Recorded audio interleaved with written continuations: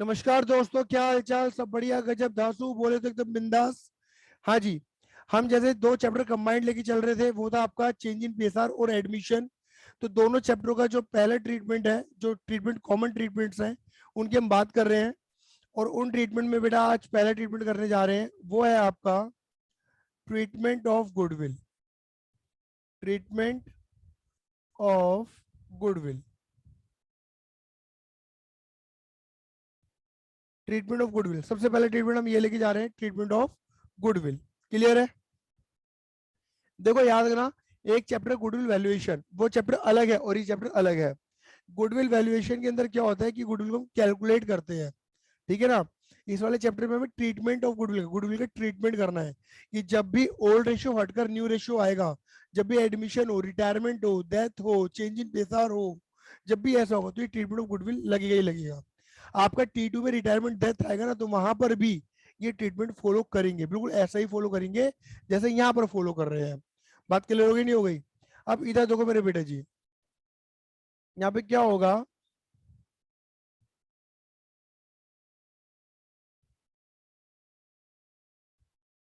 Goodwill का treatment सीखने के लिए, गुडविल का ट्रीटमेंट सीखने के लिए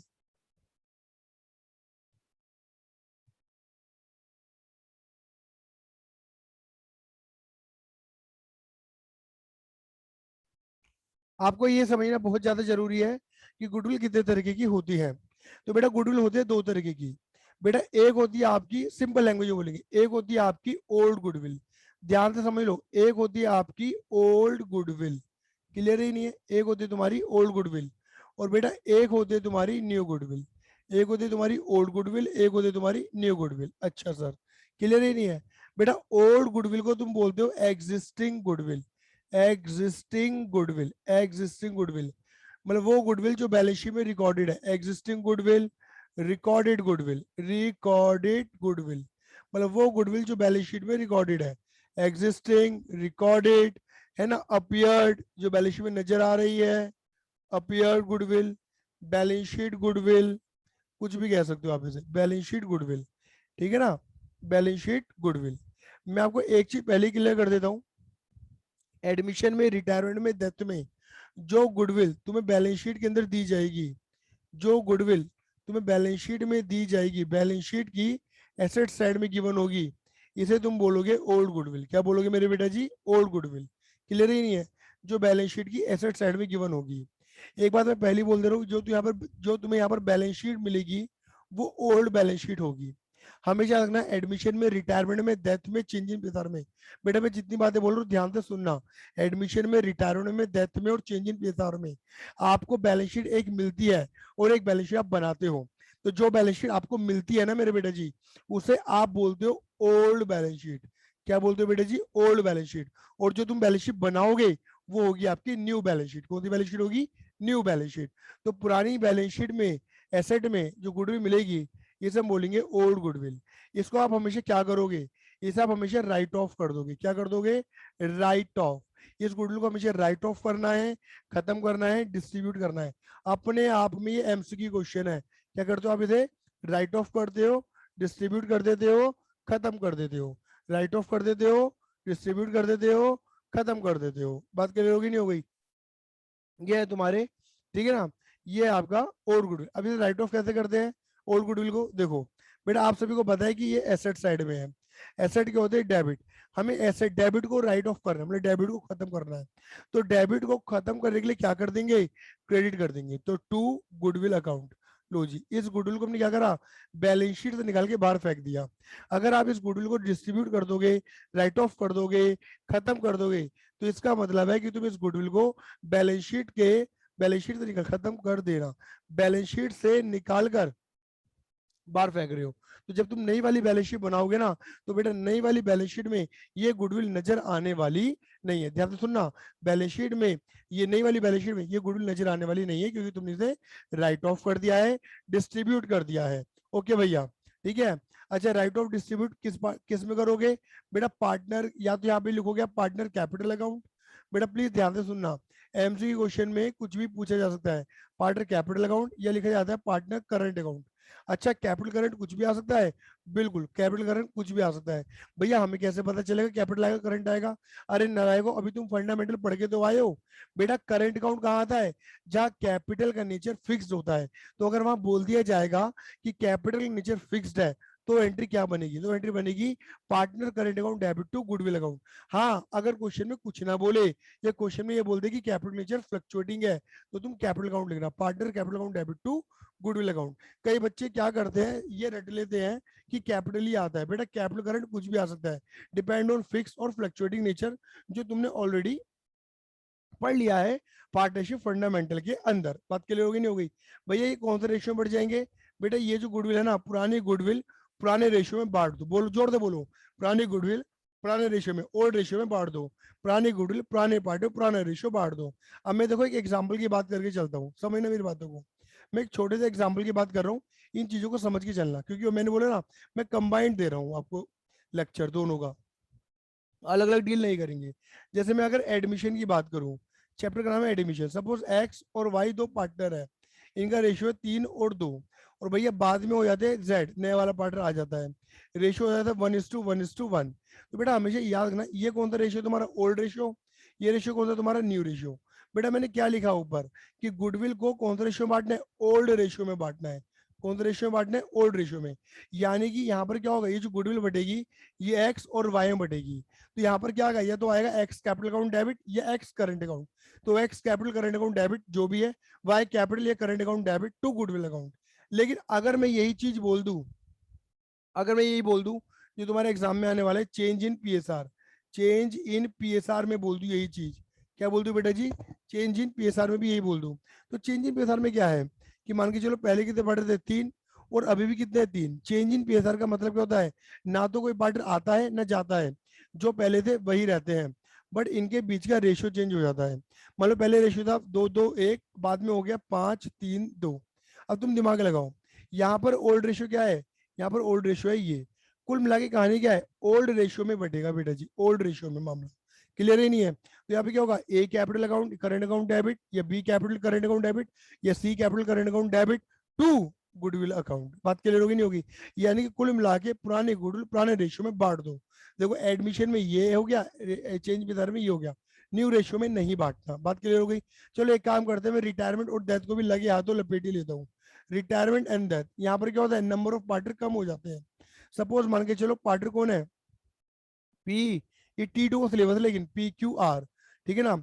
आर या तो रिटायर हो गया या आर की डेथ हो गई। तो मान के चलो पहले रेशियो था 5:3:2, और बाद में रह गया 5 और 3। तो बट ऑब्वियसली बात है, अगर यहाँ पे कोई गुडविल हुई तो वो इस रेशियो में बढ़ जाएगी, ओल्ड रेशियो में। तो आप देख रहे हो, मैं कोई अगर एडमिशन में मिले, रिटायरमेंट में मिले, चेंज इन पेशा में मिले, डेथ में मिले, बैलेंस शीट के अंदर जो गुडविल है दैट इज ओल्ड गुडविल, उसे तुम ओल्ड रेशियो में ही बांटोगे। और ओल्ड रेशियो में जितने पार्टनर एग्जिस्ट कर रहे होंगे, ओल्ड रेशियो में जितने पार्टनर आ रहे होंगे, उन्हीं पार्टनर में गुडविल बढ़ जाएगी। बात क्लियर होगी नहीं होगी? या अगर एडमिशन है तो देखो ये रहा, रिटायर चेंज में था तो ये रहा, रिटायर और रिटायर में था तो ये रहा। बात क्लियर हो गई नहीं हो गई? हाँ जी भैया बिल्कुल, बात हमें अच्छे से क्लियर हो गई है। तो बेटा इसे ये है ओल्ड गुडविल का ट्रीटमेंट। क्लियर है? तो आपको एक क्वेश्चन ओल्ड गुडविल रिलेटेड भी आता है। ओके भैया, अब बात करते हैं मेरे बेटे किसकी? न्यू गुडविल की बात करते हैं। बेटा न्यू गुडविल को ना तुम एडजस्टेड गुडविल भी कहते हो, एडजस्टेड गुडविल या वैल्यूड गुडविल। बोलो एडजस्टेड गुडविल, जिसे आप एडजस्टमेंट करके निकालते हो, या आप इसे वैल्यूड गुडविल भी कहते हो।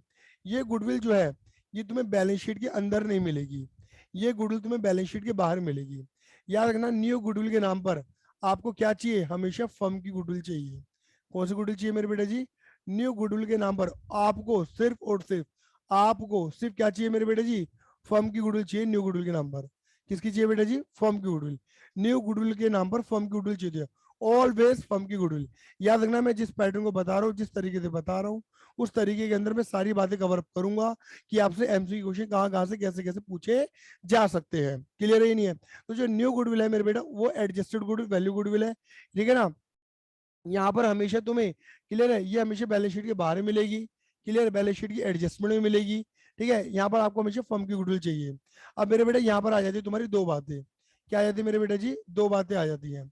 अच्छा भैया, दो बातें आ जाती है भैया? हाँ बेटा, दो बातें आ जाती है। एक ये वाली बात आ जाती है, और एक आ जाती है बेटा ये वाली बात। क्या भैया कौन सी दो बातें बोलना चाह रहे हो आप? देखो, या तो ये गुडविल ऑलरेडी आपको कैलकुलेट करके दे रखी होंगी, देखो यहाँ पे लिखते हैं, या तो कैलकुलेट करके दे रखी होगी। एक काम करो, थोड़ा शॉर्ट में लिखते हैं, कुछ ज्यादा लिख दिया। हाँ, या तो कैलकुलेटेड होगी, या तो कैलकुलेटेड होगी, या तो ये गुडविल आपको ऑलरेडी कैलकुलेट करके दे रखी है, या तो कैलकुलेटेड होगी, या कैलकुलेट करनी पड़ेगी, या कैलकुलेट करनी पड़ेगी, या तो कैलकुलेट करके दे रखी होगी या कैलकुलेट करनी पड़ेगी, या तो कैलकुलेट करके दे रखी होगी या कैलकुलेट करनी पड़ेगी। तुम्हें वाली गुडविल बात क्लियर होगी? अगर तुम्हें कैलकुलेट करके दे रखी है तो मजा आ गए, भगवान का धन्यवाद करो, कोटि कोटि प्रणाम करो। और अगर तुम्हें कैलकुलेट करनी पड़ेगी तो बेटा यहाँ पर चैप्टर अप्लाई हो जाएगा जो तुमने पहले सीखा है। कौन सा चैप्टर बेटा जी? गुडविल वैल्यूएशन वाला चैप्टर, जिसके अंदर आपने अलग अलग मेथड पढ़े हैं। कौन कौन से? Average profit, super profit, capitalisation. तो क्वेश्चन बताएगा कौन सा मेथड लगाना है। क्वेश्चन बोलेगा एवरेज प्रॉफिट लगाओ तो एवरेज लगाना, सिंपल एवरेज बोले तो सिंपल एवरेज, वेटेड बोले तो वेटेड। क्लियर है? क्वेश्चन बोले सुपर प्रॉफिट लगाओ तो सुपर प्रॉफिट मेथड लगाना। क्लियर ही नहीं है? Super profit method. क्लियर ही नहीं है? और क्वेश्चन बोले भैया कैपिटलाइजेशन मेथड लगाओ, बट याद है ना कोई सा भी आ सकता है। क्वेश्चन बोले कैपिटलाइजेशन, क्वेश्चन बोले कैपिटलाइजेशन मेथड लगाओ, तो बेटा जी कोई सा भी मेथड कैपिटलाइजेशन मेथड अप्लाई हो सकता है। लेकिन एक तरीका और भी होता है, उसे मैं बेटे डॉटेड लाइन में लिखूंगा। क्लियर ही नहीं है? वो होता है हिडन गुडविल का फॉर्मेट। इससे रिलेटेड आपको एमसीक्यू आ सकता है, मुझे ऐसे अनुमान लग रहे हैं। हिडन गुडविल से रिलेटेड एक ना एक क्वेश्चन जरूर आएगा। हिडन गुडविल से एक एमसीक्यू। क्लियर ही नहीं है? एक कॉन्सेप्ट है हिडन गुडविल, यानी कि छिपी गुडविल। मैंने ये बात अपने लेक्चर के अंदर ही बताई थी कि हिडन गुडविल कुछ भी नहीं है, कैपिटलाइजेशन को लगाने का एक दूसरा रास्ता है, बस एक दूसरा रास्ता है, बाकी कुछ है नहीं इसके अंदर। हिडन गुडविल, मुझे लगता है कि हिडन गुडविल रिलेटेड क्वेश्चन आएगा एमसीक्यू में। इस कॉन्सेप्ट को हम बिल्कुल सेपरेटली अलग से डील करेंगे, चिंता मत करो। क्लियर है? ये नहीं है? हाँ जी। अब देखो, लेकिन मैंने बच्चों को ना एक चीज और बता रखी थी, क्या कि समटाइम ऐसा भी हो सकता है कि तुम्हें ना किसी पार्टनर की गुडविल गिवन हो, बट आपको पार्टनर की गुडविल नहीं चाहिए, फर्म की गुडविल चाहिए। जैसे मैं अपने एग्जांपल में ले लेता हूँ, इसी को ले लेता हूँ। जैसे एक्स और वाई पार्टनर है, या जेड नया वाला पार्टनर आ रहा था। सपोज तुम्हें ना यहाँ पर जेड की गुडविल दे दी है कि जेड की जो गुडविल है वो 20,000 रुपये है। मतलब जेड का इस गुडविल को नॉर्मली प्रीमियम फॉर गुडविल के नाम से ही बोला जाता है। इसे प्रीमियम क्यों बोला जाता है बताऊंगा, ध्यान से बताऊंगा, चिंता मत करो। प्रीमियम फॉर गुडविल के नाम से ही बोला जाता है। क्लियर ही नहीं है? अच्छा जी, बात वही है, ये जेड की गुडविल है और तुम्हें जेड का शेयर भी दे दिया। सपोज मान के चलो तुम्हें जेड का शेयर दे दिया 1/5। क्लियर ही नहीं है? 1/5 तुम्हें शेयर दे दिया। बात क्लियर हो गई नहीं हो गई? हाँ ये ना? अब तुम्हें, अब लेकिन तुम्हें क्या चाहिए? एक एमसीक्यू नहीं कह रहे फर्म की गुडविल निकाल के दिखाओ, तो जेड के बेस पे फर्म की गुडविल निकाल दो। तो बेटा एक काम कर सकते हैं, नहीं कर सकते हम एक काम कर सकते हैं, क्या कि अगर अगर सुनो, हम एक काम कर सकते हैं कि अगर मैं तुमसे पूछूं सिंपल फॉर्मेट कि भैया जेड की गुडविल कैसे निकल सकती है, जेड की गुडविल कैसे निकल सकती है, तो हम ऐसे कह सकते हैं कि भैया अगर हमारे पास पूरी फर्म की गुडविल हो, पूरी फर्म की गुडविल हो, क्लियर है, और उसमें मल्टीप्लाई कर दूं जेड के शेयर से, उसमें मल्टीप्लाई कर दूं जेड के शेयर से। बात क्लियर हो गई नहीं हो गई? तो बेटा जेड की गुडविल आ जाएगी। बट मजे की बात क्या है, हमें जेड की गुडविल दे रखी है ऑलरेडी, अपन को क्या फाइंड करना है? अपन को फर्म की गुडविल फाइंड करनी है, अपन को फर्म की गुडविल फाइंड करनी है। और जेड का शेयर कितना दे रखा है हमें? 1/5। तो बेटा ऐसा कर सकते नहीं कर सकते हैं कि फर्म की गुडविल, फर्म की गुडविल कैसे निकाल सकते हैं? 20,000 मल्टीप्लाई बाय 5/1, ये 5 जो है मल्टीप्लाई में और 1 डिवाइड में चला जाएगा। क्लियर ही नहीं है? तो देखो बेटा यहाँ से ना आपका आंसर निकल कर आ जाएगा पूरी फर्म की गुडविल का, पूरी फर्म की गुडविल ये निकल कर आपका आएगा 1,00,000 रुपए। सही बात है ये नहीं है?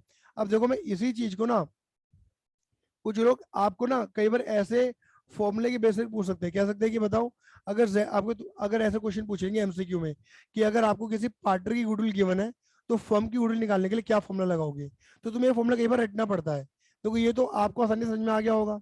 लेकिन इसमें क्या होता है, कहते हैं कि देखो ये क्या है, पार्टनर की गुडविल, कहते हैं पार्टनर की गुडविल, इनकी जेड की गुडविल, हाँ ये ना, और ये क्या हो रहा है, पार्टी गुडविल इनटू 5/1, ऐसा कह सकते हैं रेसिप्रोकल ऑफ जेड शेयर, यानी कि रेसिप्रोकल ऑफ रेस्पेक्टिव पार्टनर जिसकी गुडविल गिवन है, रेस्पेक्टिव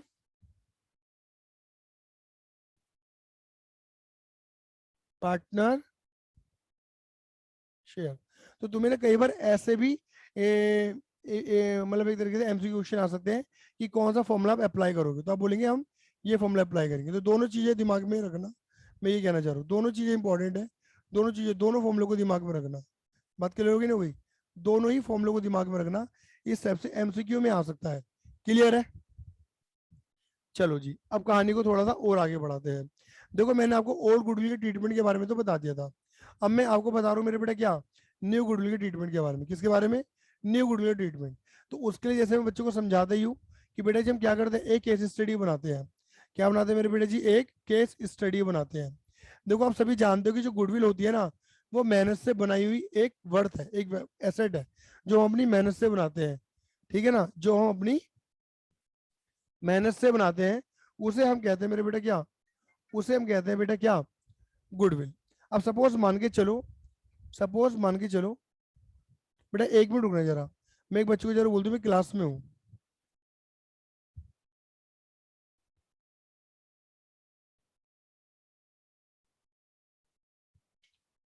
बस, ठीक है, जो हम अपनी मेहनत से बनाते हैं गुडविल। अब इधर देखो, मुझे बताओ ये जो मुझे केस बनाना है मैं किसके अकॉर्डिंग बनाऊं, चेंजिंग पीएसआर के अकॉर्डिंग देखना चाहोगे या फिर एडमिशन के पॉइंट ऑफ व्यू से? एडमिशन।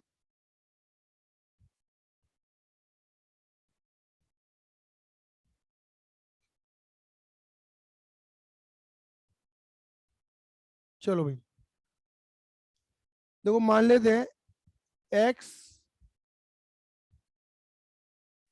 ठीक है, अब देखो मान लेते हैं, पेन का कलर चेंज करते हैं, मान लेते हैं एक्स और वाई दो पार्टनर है, 3 और 2 का इनका रेशियो है। बाद में जेड आ जाता है, और जेड के आने के बाद का इनका जो न्यू रेशियो है वो 1:1:1 हो जाता है। सपोज मान के चलो 1, 4, 10 को इन्होंने धंधा चालू करा, 1 साल, 2 साल, 3 साल, 4 साल, यानी कि 31 मार्च 11 को, 31 मार्च 12 को, 31 मार्च 13 और 31 मार्च 14, ये 4 साल हो गए। और यहाँ पर तुम्हारा आया एक,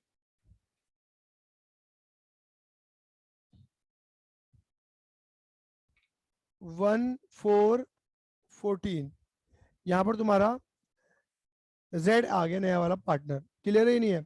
और जिस दिन जेड आया उस दिन की तुम्हें बैलेंस शीट दे रखी थी, उस बैलेंस शीट में सपोज मान के चलो आपको ऑलरेडी गुडविल गिवन है 20,000 रुपए की।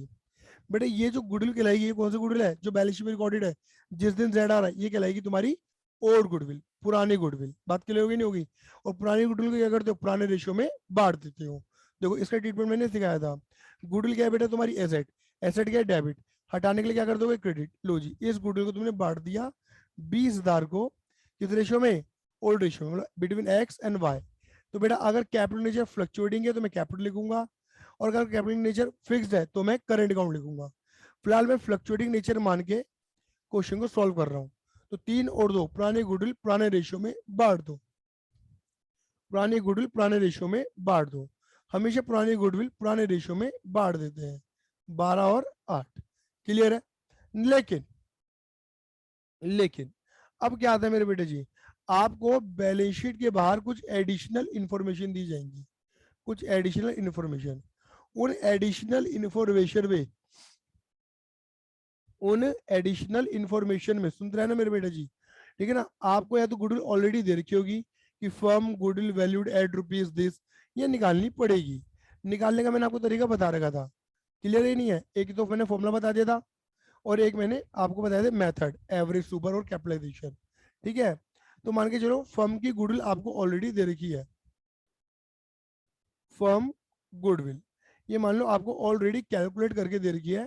और सपोज मान लो ये जो गुडविल है तुम्हारी, ये 90,000 रुपए की है, मैं 90 मान के चल रहा हूँ। क्लियर ही नहीं है? अब इधर देखो बेटा, यहाँ पर याद रखना, मैंने आपको बताया था थ्योरी जब पढ़ाई थी गुडविल वैल्यूएशन की, तब मैंने बताया था, वो जो आपका चैप्टर था गुडविल वैल्यूएशन, उसमें मैंने बताया थी गुडविल दो तरीके की होती है। एक होते हैं सेल्फ जनरेटेड गुडविल और एक होते हैं परचेज गुडविल। ये जो गुडविल है ना, यहाँ पर हम जिसकी बात कर रहे हैं, ये सेल्फ जनरेटेड गुडविल है। कौन सी गुडविल है मेरे बेटा जी? ये सेल्फ जनरेटेड गुडविल है। ये सेल्फ जनरेटेड गुडविल है मेरे बेटा जी। यहाँ पर परचेज गुडविल की बात नहीं हो रही, मतलब मेहनत से बनाई हुई गुडविल। अब बेटा अगर मैं तुमसे कॉमन सेंस एक क्वेश्चन नॉर्मली पूछूं, मैं तुमसे नॉर्मली पूछ बेटा याद रखना, मैं खाली इतनी बात करूंगा जितने तुम्हारे कोर्स में है, क्लियर है? जो मैंने मतलब एक तरीके से बेस बनाने के लिए बात करी थी वो पहले हो गई थी, मैं कोर्स की बात करूंगा फिलहाल अभी, ठीक है? मैं आपसे पूछता हूँ कि ये गुडविल जो बनी है 90,000 की, 4 सालों में बनी है, 4 सालों में मेहनत करी है। लेकिन इन 4 सालों में मेहनत किन्होंने करी है? भैया 4 सालों में मेहनत एक्स और वाई ने करी है। तो बेटा हम ऐसे कह सकते हैं कि इस गुडविल पे जो हक है या तो एक्स का है या वाई का है, जेड का हक नहीं है क्योंकि जेड अब आया है। हाँ, आगे जो भी गुडविल बनेगी, आगे जो भी बनेगी जेड के आने के बाद, वो एक्स वाई जेड तीनों की, क्योंकि 3 लोग मेहनत करेंगे। लेकिन पिछले 4 साल इनकी जेड के आने से पहले जो गुडविल थी उसे मेहनत 2 बंदों ने करी थी 4 सालों में, एक्स और वाई ने। तो इस गुडविल का जो श्रेय है, इसका जो क्रेडिट है, वो एक्स और वाई में बंटना चाहिए। तो या एक ट्रीटमेंट तो ये होता है कि एक्स और वाई में इस गुडविल को बांट दो। इनकी क्या करते हैं, बांटने के क्या करते हैं, गुडविल को एसेट मान के रिकॉर्ड कर देते हैं। Goodwill account debit to X capital to Y capital, 90,000 को 3 और 2 में बांट देते हैं। बट क्या करते हैं, लेकिन एक मैंने बताया था, एक एएस है अकाउंटिंग स्टैंडर्ड नंबर 26, वो क्या कहता है, कहता है वो self generated goodwill can't be recorded, can't be recorded, आप इसे रिकॉर्ड नहीं कर सकते क्योंकि ये सेल्फ जनरेटेड है। क्लियर है नहीं है? मतलब आप इस गुडविल को एसेट मान के डेबिट नहीं कर सकते, गुडविल को डेबिट नहीं कर सकते और एक्सपेंस क्रेडिट नहीं कर सकते। क्यों नहीं कर सकते? क्योंकि सेल्फ जनरेटेड है। आप खाली उसी गुडविल को या उसी एसेट को रिकॉर्ड कर सकते हो जिसके लिए आपने पैसा पे करा हो। लेकिन जैसे परचेस गुडविल होती तो हम रिकॉर्ड कर सकते थे, क्योंकि परचेस गुडविल को हम पैसा देके खरीदते हैं, जबकि सेल्फ जनरेटेड गुडविल में एक्स और वाई ने अपनी सिर्फ मेहनत पे करी है, पैसा पे नहीं करा। तो कहते हैं मेहनत की कोई अमाउंट, मेहनत एक नॉन मॉनेटरी है, अकाउंट नॉन मॉनेटरी रिकॉर्ड नहीं करता। तो एस 26 जो है इस गुडविल को रिकॉर्ड करने से मना कर देता है। एस 26 जो है इस गुडविल को रिकॉर्ड करने से मना करता है। अब भैया अगर ये गुडविल रिकॉर्ड नहीं होगी, गुडविल एसेट बन के डेबिट नहीं होगी, तो ये एक्स और वाई में क्रेडिट नहीं की जाएगी। मतलब एक्स को एक्स का शेयर और वाई को वाई का शेयर मिलने से वंचित रह जाएगा। क्लियर ही नहीं है? इसके साथ क्या होगा, एक्स और वाई के साथ होगी ना इंसाफी। हमें क्या करना है, इंसाफ करना है। इंसाफ कैसे करेंगे, आओ इंसाफ करें। आपने क्या करना है ये समझना है, एक्स वाई और जेड, समझते रहना, एक्स वाई और जेड, बातों को समझना है। मैं बहुत सारी बातें बोलूंगा, पहले बोल दे रहा हूँ, क्लियर है ये नहीं है? एक्स वाई और जेड, बेटा रेशियो पुराना वाला रेशियो कितना, 3 और 2, और न्यू रेशियो कितना बेटा, 1:1:1। क्लियर है? ये तुम्हारा ओल्ड रेशियो, ये तुम्हारा न्यू रेशियो। बेटा बुद्धि का प्रयोग करना, ये जो तुम्हारी न्यू गुडविल है, फर्म की जो गुडविल है, तुम्हें फर्म की गुडविल को ही, दोबारा बोल रहा हूँ, फर्म की ही गुडविल को, कान खोल के सुन लेना, फर्म की ही गुडविल को पहले बांटो 3:2 में, फिर बांटो 1:1:1 में। क्लियर है नहीं है? तो बेटा 90,000 को बांटो 3 और 2 के रेशियो में, डिवाइड बाय 5 मल्टीप्लाई बाय 3, तो बेटा ये तुम्हारा निकल कर आएगा 54,000 डिवाइडेड बाय 3 मल्टीप्लाई बाय 2, ये निकल कर आएगा तुम्हारा 36,000। बात क्लियर हो गई नहीं हो गई? फिर 1:1 में बांट दो, कितना आएगा बेटा जी, ये निकल कर आएगा तुम्हारा 30, ये भी निकल कर आएगा तुम्हारा 30, ये भी निकल कर आएगा तुम्हारा 30। पहले बांटो ओल्ड में, फर्म की गुडविल, फिर बांटो न्यू में। अब भैया इससे क्या पता लगेगा, देखो इससे क्या पता लगेगा अभी बताते हैं। देखो एक्स बोलेगा टेक्निकली इस गुडविल में जो मेरा हक है, एक्स बोलेगा मेरा हक 54 का है। अगर ये गुडविल 3 और 2 में बढ़ती, अगर एएस 26 अपनी टांग नहीं अड़ाता, तो मुझे 54,000 मिलते, लेकिन मुझे भी नहीं मिले क्योंकि एस 26 ने मना कर दिया।